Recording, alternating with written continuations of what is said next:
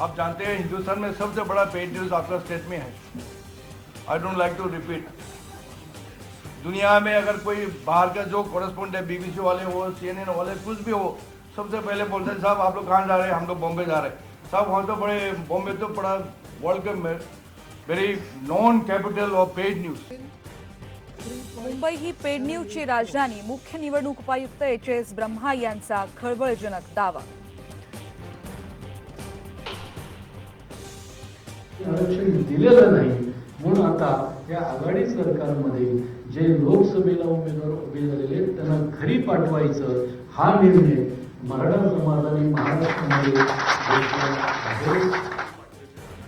शिवसंग्राम संघटनेचे अध्यक्ष विनायक मेटे अखेर महायुतीत, गोपीनाथ मुंडे यांची मध्यस्थी यशस्वी।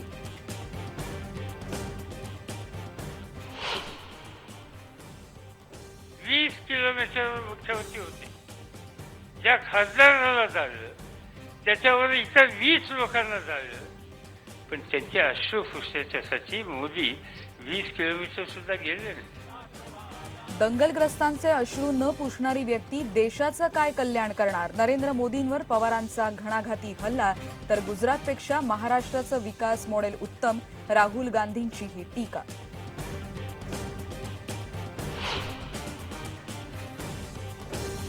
शिवसेनेचे 6 खासदार काँग्रेस राष्ट्रवादीच्या संपर्कात असल्याचा गणेश दुधगावकर यांचा गौप्यस्फोट, पक्ष नेतृत्वाला निर्णय घेता येत नाही म्हणत उद्धव ठाकरेंवर डागली तोफ।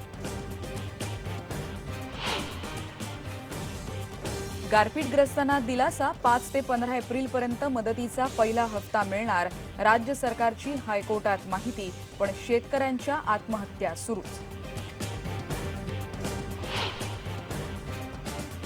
औरंगाबादमधल्या पारधी वस्तीत गारपीटग्रस्तांना अजूनही मदतीची प्रतीक्षा, जवळपास महिन्याभरानंतरही नुकसानीचे पंचनामेच नाहीत।